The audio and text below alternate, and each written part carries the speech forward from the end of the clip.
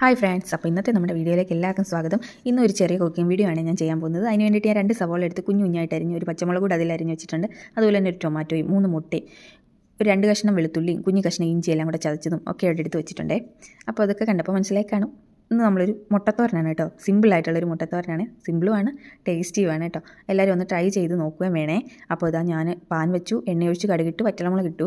ആ കടുകൊക്കെ ഒന്ന് പൊട്ടി വരുന്ന സമയത്ത് ഇഞ്ചി വെളുത്തുള്ളി ചതച്ചത് ഇട്ട് കൊടുത്തു. അതിൻ്റെയും കളർ ഒന്ന് മാറി വരുന്ന സമയത്ത് നമ്മൾ അരിഞ്ഞ് വെച്ചിരിക്കുന്ന ഉള്ളിയും പച്ചമുളകും കൂടി ഇട്ട് കൊടുത്തേ. അതൊന്ന് ഉള്ളി പെട്ടെന്ന് വഴണ്ടി കിട്ടാൻ വേണ്ടിയിട്ട് ഞാൻ കുറച്ച് ഉപ്പും ചേർത്തിട്ടുണ്ട് കേട്ടോ. ഉപ്പും കുറച്ച് മഞ്ഞപ്പൊടിയും കൂടെ ചേർത്തിട്ട് ഇതിനെ നമ്മളൊന്ന് വാട്ടിയെടുക്കുക. അതിനുശേഷം നമ്മൾ അരിഞ്ഞ് വെച്ചിരിക്കുന്ന തക്കാളി അതിലേക്ക് ഇട്ട് കൊടുത്തിട്ട് ഇതിനെല്ലാം കൂടിയിട്ടൊന്ന് വഴറ്റിയെടുക്കുക. ഒത്തിരി അങ്ങ് നമ്മൾ ഉള്ളിക്കറി വെക്കുന്ന പോലെ ഒന്നും വഴലേണ്ട ആവശ്യമില്ല. ജസ്റ്റ് ഒന്ന് വാടി കിട്ടിയാൽ മതിയേ. ഇപ്പോൾ ഞാൻ ചേർത്തത് ലേശം ചിക്കൻ മസാലയാണ്. ചിക്കൻ മസാല വേണ്ടാന്നുള്ളവരാണെങ്കിൽ ഗരം മസാല വേണമെങ്കിലും ചേർക്കാം കേട്ടോ. അതിനുശേഷം ഞാൻ കുറച്ച് തേങ്ങയും കൂടി ഇട്ടിട്ട് ഇനി ഇതിനെല്ലാം കൂടി ഒന്ന് ഇളക്കി യോജിപ്പിച്ച് ഒന്ന് വയ്ക്കുക കേട്ടോ.